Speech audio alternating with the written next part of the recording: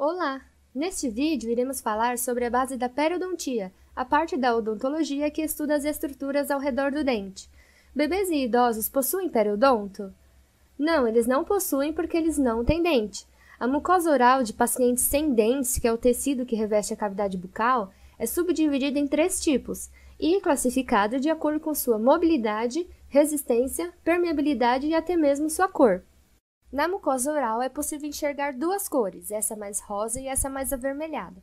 Essa parte mais rosa é chamada de mucosa mastigatória, que recebe esse nome por ser um tecido imóvel, com alta resistência a forças mastigatórias e por ser impermeável, por conta da sua camada de queratina, considerada uma barreira de proteção. E essa parte mais avermelhada, por conta da vascularização, é chamada de mucosa de revestimento, por ser um tecido móvel, ou seja, cede ao movimento, com uma resistência bem menor em comparação com a mucosa mastigatória e também por ser permeável, porque ela não possui camada de queratina, permitindo então uma troca entre o meio interno com o externo. O palato duro também é composto por mucosa mastigatória e o palato mole composto por mucosa de revestimento, assim como na mucosa jugal. Na língua, temos uma mucosa um pouco diferente, chamada de mucosa especializada, porque ela tem uma rápida cicatrização e por ser o único local onde são encontradas as papilas gustativas, responsáveis por detectar os sabores dos alimentos. Quando começa o irrompimento dos dentes, o periodonto aparece também, mas os nomes mudam um pouquinho. A mucosa mastigatória é o tipo de tecido da gengiva e a mucosa de revestimento é o tipo de tecido da mucosa alveolar. Isso quer dizer que o tipo de mucosa ainda continua sendo o mesmo, somente a região é o que muda de nome. A linha que divide a gengiva da mucosa alveolar se chama linha mucogengival, e a linha da gengiva que fica mais próxima da coroa do dente chama-se margem gengival.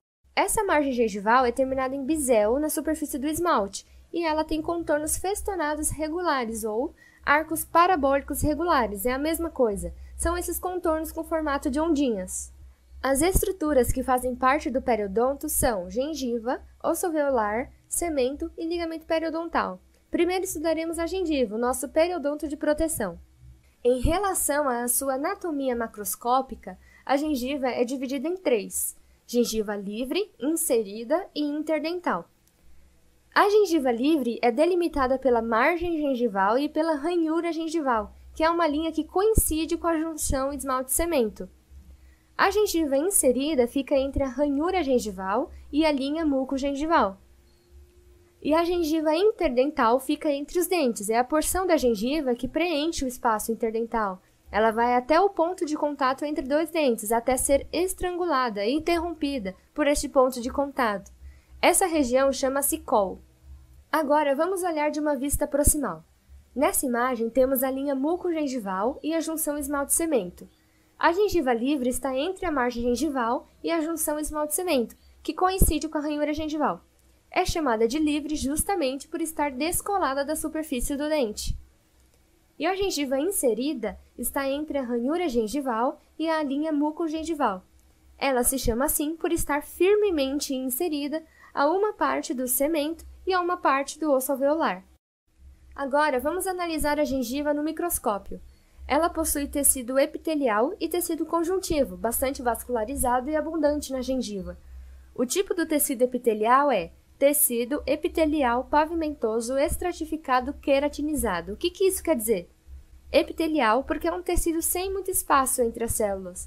Pavimentoso, pois as células são achatadinhas.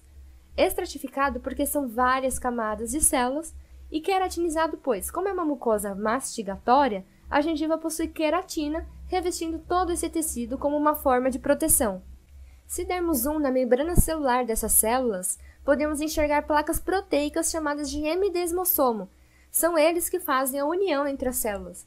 Cada célula possui um hemidesmossomo, sendo assim, quando um hemidesmossomo vai de encontro com outro em outra célula, acontece a ligação desmossômica. O tecido epitelial é dividido em 4 camadas: basal, espinhosa, granulosa e queratinizada. A camada basal é a camada mais interna, onde tem o maior número de células que realizam mitoses, para compensar a queratina perdida. Esse processo é chamado de turnover, ou seja, uma renovação celular. Essa camada é a primeira que toca e se adere no dente quando ele começa a irromper. A camada espinhosa é a camada onde mais tem células velhas que estão a caminho para o meio externo. Elas saem pelo suco gengival, por meio do fluido gengival. E também nessa camada tem mais espaço intersticial, sendo que parte dele é preenchido por líquido plasmático que veio por meio das células endoteliais do tecido conjuntivo. A camada granulosa é a camada onde as células velhas perderam seu núcleo e foram preenchidas de queratina para, finalmente, chegar à camada queratinizada. A gengiva tem 3 tipos de epitélios: o epitélio oral, o epitélio sulcular e o epitélio juncional. O epitélio oral é o epitélio voltado para a cavidade da boca e que está presente na gengiva livre e inserida. Esse epitélio é o único a possuir cristas epiteliais e papilas conjuntivas, que são formadas pela tração de fibras ali localizadas. Esse epitélio é o único que é queratinizado. O epitélio sulcular é voltado para o dente, porém sem encostar nele, formando sulco gengival, e ele não é queratinizado. Ele é formado a partir de uma tentativa de invaginação do epitélio oral, então é o último a se formar da odontogênese. Histologicamente, o sulco gengival possui profundidade de 0,5 a 0,69 mm, porém, clinicamente, possui de 2 a 3 mm de profundidade, pois ao sondar, o epitélio juncional descola facilmente e a sonda acaba entrando mais. O epitélio juncional está em contato com a superfície do esmalte por meio de hemidesmossomos somente das células, já que o esmalte não possui hemidesmossomo. Essa ligação é muito fraca, por isso descola facilmente ao sondar e o suco gengival fica mais profundo. Esse tipo de epitélio também não é queratinizado e é o primeiro a se formar na odontogênese. É isso que acontece quando sondamos. O epitélio juncional acaba descolando facilmente. São encontrados alguns tipos de células no tecido epitelial, sendo 90% de queratinócitos, que são as células que produzem queratina, e outros 10% de células de Langerhans, papel de defesa, de Merkel, que tem o papel sensorial, melanócitos, que sintetizam os pigmentos, e as inflamatórias. No tecido conjuntivo, 60% são fibras colágenas do tipo 1, formadas por fibroblastos, 35% por vasos sanguíneos, que atravessam todo o periodonto de sustentação até chegar no tecido conjuntivo, e nervos, que estão próximos ao tecido epitelial. E 5% são de células, sendo os mastócitos, os que controlam o fluxo sanguíneo, os macrófagos para a defesa e as inflamatórias. As fibras do tecido conjuntivo não entram em contato com o osso alveolar e recebem o nome de dentogengivais, as que vão do cemento para a gengiva livre, dentoperiosteais, as que vão do cemento para a gengiva inserida, as transeptais, as que vão do cemento para o cemento vizinho, e as circulares, formando um anel no dente. Aqui finalizamos a anatomia do periodonto de proteção e vamos iniciar a anatomia do periodonto de sustentação, que tem como estruturas o osso alveolar, cemento radicular e ligamento periodontal. Mas vamos falar primeiro do osso alveolar. O osso alveolar é composto pelo processo alveolar da maxila e da mandíbula, sendo que o osso da maxila é mais esponjoso ou medular e o da mandíbula é mais compacto ou cortical. Esse processo alveolar absorve e distribui forças geradas pela mastigação. Quando falamos osso medular, estamos falando sobre o osso que fica entre os alvéolos, e o osso cortical nos referimos ao osso que fica por vestibular e lingual dos dentes, sendo que a porção mais espessa de osso é encontrada na parte lingual. Quando olhamos uma radiografia, podemos ver também a lâmina dura, que é o osso cortical que continua em direção aos alvéolos e que recobre as paredes desses alvéolos. Mas nem sempre o osso alveolar é assim. Pode acontecer algumas variações, como a anquilose. O dente fica preso diretamente no osso sem o cemento e ligamento periodontal. Pode acontecer também a deiscência, que é uma perda de osso com retração gengival. Ou também pode acontecer a fenestração, que é a perda de osso sem retração gengival. O osso alveolar possui suas próprias células, osteoblastos, que fazem parte da deposição da matriz óssea, os osteoclastos, que têm o papel de reabsorver e remodelar o osso, e os osteócitos, que participam da manutenção do osso. Além dessas células, o osso recebe nutrição por meio dos canais de Volkmann e canais de Havers. Cemento radicular. O cemento é um tecido mineralizado, sendo 65% de hidroxiapatita, o mesmo mineral do esmalte. É um tecido que não sofre remodelação nem reabsorção, não possui vasos nem nervos, mas ele é permeável e ao longo da vida continua se formando, principalmente no ápice da raiz. Porque quando o ligamento periodontal vai desgastando, o cemento aumenta sua espessura para compensar isso. O cemento possui a função de inserir as fibras do ligamento periodontal na superfície da raiz e ajuda a reparar quando a superfície da raiz sofre alguns danos. Existem 4 tipos de cemento em diferentes locais da raiz. O cemento acelular de fibras extrínsecas se encontra mais no terço médio e cervical da raiz. Não possui cementócitos e possui essas fibras que vêm do ligamento periodontal e que estão perpendiculares ao cemento. O cemento celular de fibras intrínsecas se encontra no terço apical. Possui cementócitos para aumentar a espessura do cemento quando preciso e possui suas fibras próprias, que ficam paralelas ao cemento. O cemento celular estratificado misto se encontra entre os 2 já citados e possui os 2 tipos de fibras, que quando estão dentro do cemento, formam as fibras de Sharpey. E o mais raro tipo de cemento é o afibrilar acelular, que pode ser encontrado sobre a superfície do esmalte. Ligamento periodontal. O ligamento periodontal é formado por tecido conjuntivo frouxo, com alta vascularização e grande quantidade de fibras que unem o dente ao osso alveolar, possui nervos sensoriais com uma espessura padrão normal de 0,25 mm. Tem a função de ancorar o dente e absorver e distribuir forças mastigatórias. Os 5 tipos de fibras são divididas de acordo com sua localização. As fibras da crista alveolar estão localizadas mais cervical do dente, e essas fibras se opõem a forças laterais. Logo abaixo delas, encontramos as fibras horizontais, que também se opõem às forças laterais. No terço médio da raiz, encontramos as fibras oblíquas, que se opõem às forças verticais. As fibras apicais ficam exatamente no ápice da raiz e se opõem a forças de extrusão e também protegem áreas com nervos. E o último tipo de fibra entre 2 raízes, chamada de fibras interradiculares, se opõe a forças de extrusão e inclinação. Em relação à composição do ligamento periodontal, temos fibroblastos, que são as células que produzem as fibras, osteoblastos e osteoclastos, que é na região mais próxima do osso alveolar, cementócitos, na parte mais próxima do cemento, e restos epiteliais de malacês, que podem gerar cistos futuramente. Agora que já falamos sobre o periodonto de proteção e de sustentação, vamos falar um pouquinho sobre a raiz do dente, coisa mínima. Dentes multirradiculares, ou seja, que possuem mais de uma raiz, possuem a furca, esse espaço entre as raízes. E a região onde 2 raízes se fusionam, viram uma só, em outras palavras, se chama fórnix.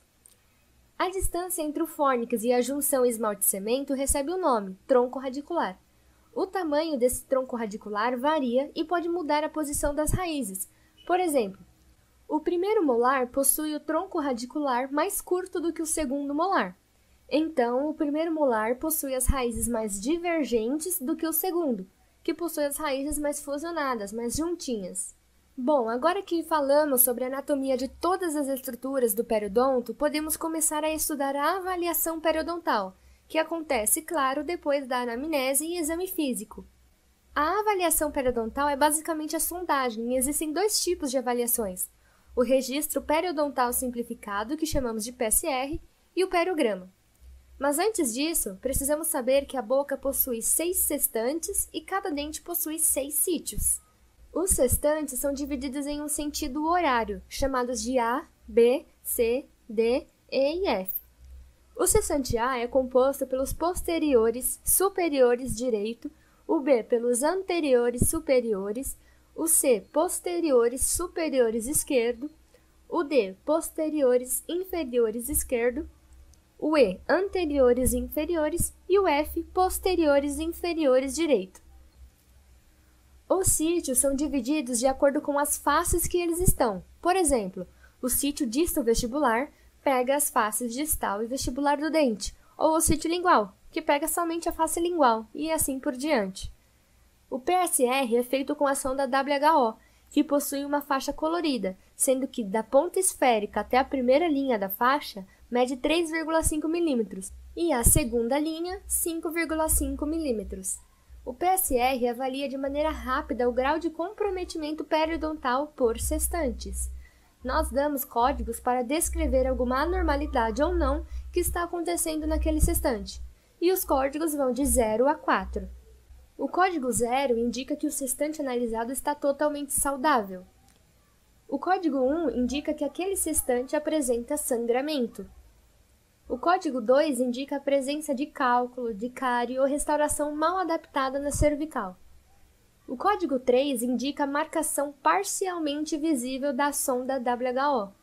E o código 4 indica a marcação totalmente não visível da sonda WHO.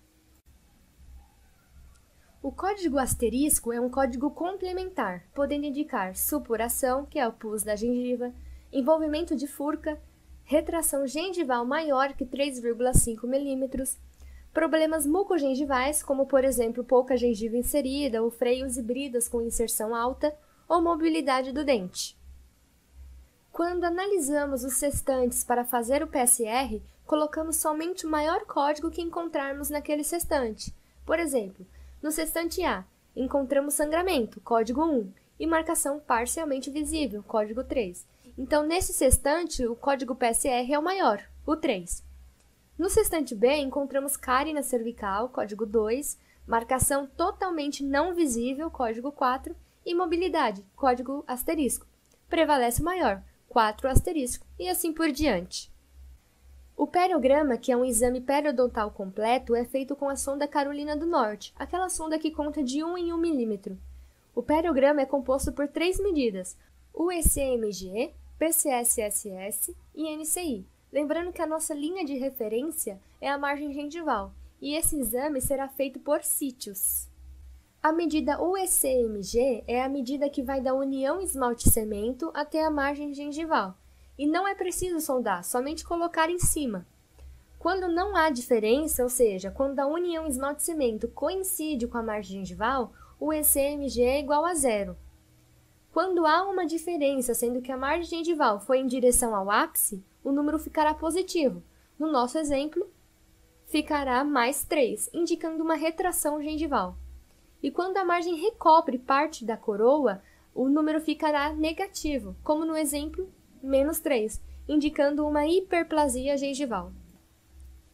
Então, nossa primeira medida ficará assim.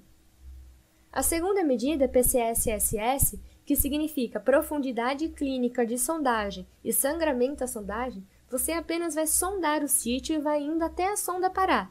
Quando ela parar, você marca os milímetros que a margem gengival está próxima da sonda.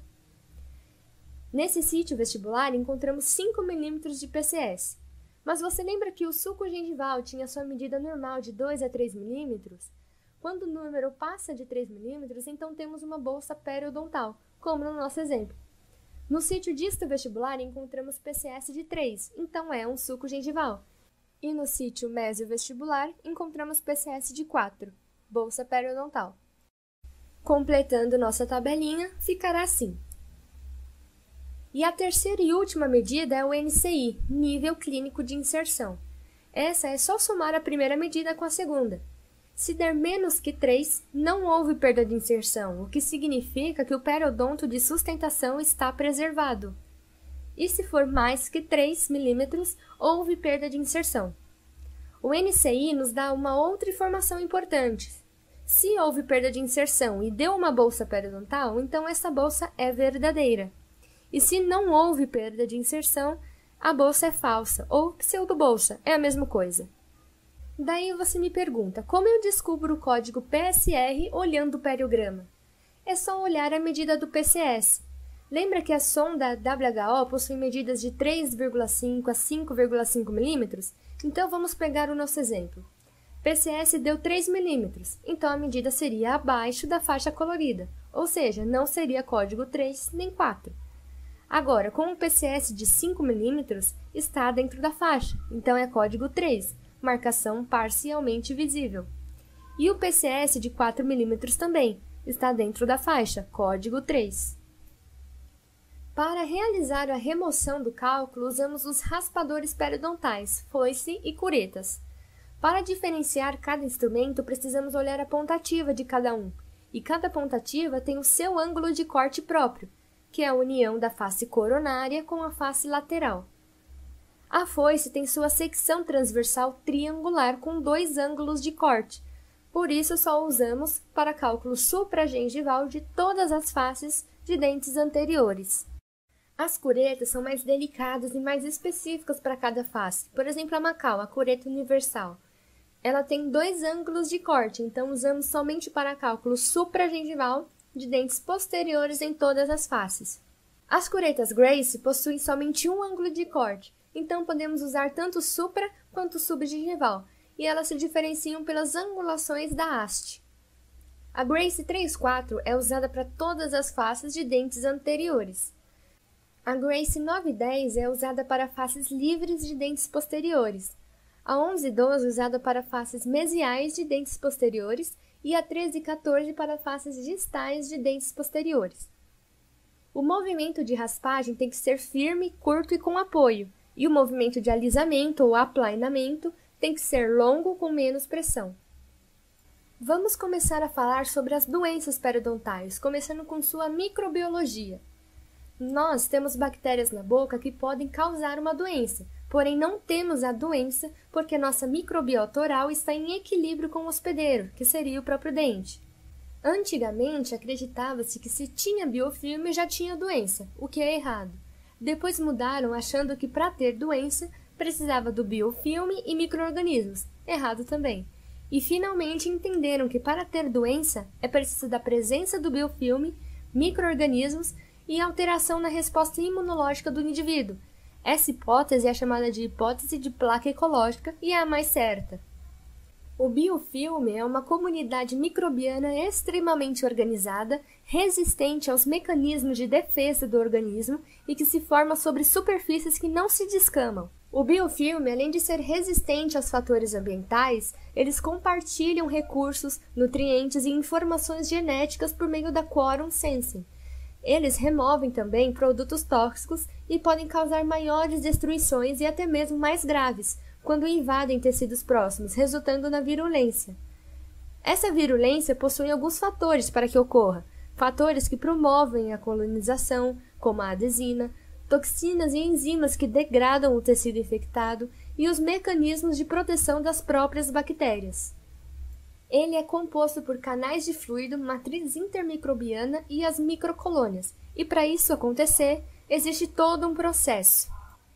O primeiro passo é a formação da película adquirida, um receptor de bactérias feito de glicoproteínas salivares. Depois vem a adesão inicial de bactérias Coccus aerobius gram-positivo e sua fixação isolada por meio da adesina. A partir daí, elas começam a se multiplicar e começa a ocorrer a coagregação de outras bactérias, até ocorrer a maturação do biofilme. Essa é uma tabela da diferença entre o biofilme supra- e subgengival e, quando o biofilme fica mineralizado, ele passa a se chamar cálculo. Quando falamos da etiopatogenia das doenças periodontais, estamos falando da causa e do desenvolvimento dessas doenças. Sobre a causa da doença, temos os fatores etiológicos, que podem ser fatores determinantes, o que precisa ter obrigatoriamente para ter a doença, que é o biofilme. Temos fatores predisponentes, que facilitam o acúmulo do biofilme, como aparelho, cárie, restauração mal adaptada. E temos fatores modificadores, que são fatores que ajudam no desenvolvimento da doença, como gestação, diabetes, tabagismo, bruxismo. Já o desenvolvimento da doença está relacionado com a resposta imunológica do indivíduo. Na presença do agente agressor, as células epiteliais produzem defensinas e as células de Langerhans produzem mediadores químicos e citocinas, provocando um processo inflamatório. Essa resposta imunológica pode ser inata, quando os neutrófilos e macrófagos tentam destruir o agente agressor de imediato liberando enzimas, ou pode ser adaptativa, caso a inata não funcione. Os linfócitos T produzem citocinas, linfócitos B produzem imunoglobulinas e plasmócitos, que são células B expostas, secretam anticorpos. Para facilitar esse transporte e ativação das células defensoras, ocorre o aumento do fluxo do fluido gengival. Porém, essas células podem gerar consequências. Quanto mais células de defesa estão presentes, mais enzimas estão sendo liberadas, e a função de enzima é degradação. Então, por exemplo, os neutrófilos produzem colagenase, que são enzimas que degradam colágeno.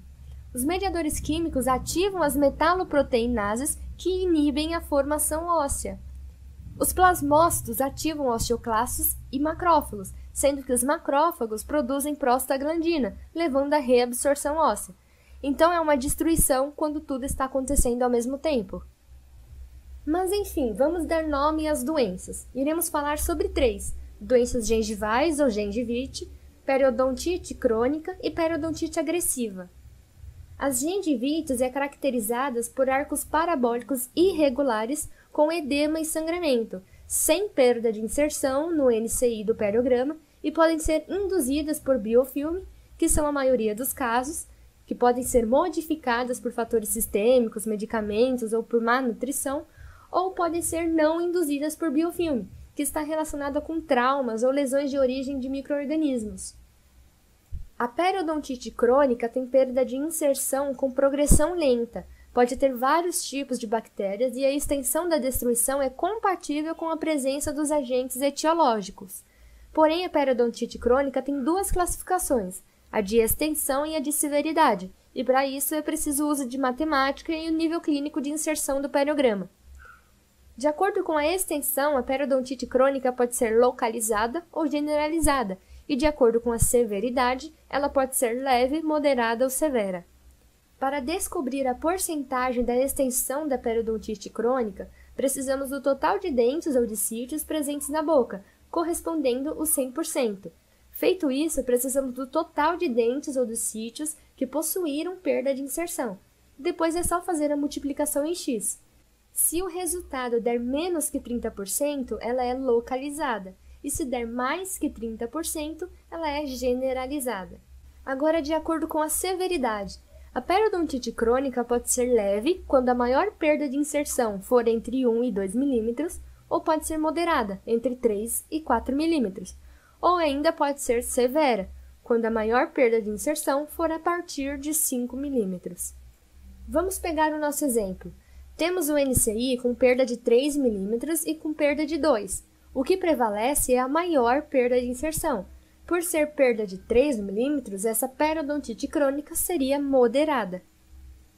A periodontite agressiva tem perda de inserção com progressão rápida, sendo que o paciente pode estar saudável sistemicamente, porém ele possui algumas alterações genéticas. A destruição é muito grande e desproporcional com a presença de agentes etiológicos, com grande quantidade de bactérias específicas, que são a Agregatibacter actinomycetem comitans e a Porphyromonas gingivalis. Sua classificação é somente de acordo com a extensão, ou ela é localizada quando acomete os incisivos primeiro molar e mais até 2 dentes, ou generalizada quando está nos incisivos primeiro molar e mais que 3 dentes além desses. Bom, por enquanto é isso. Espero ter ajudado. Até mais!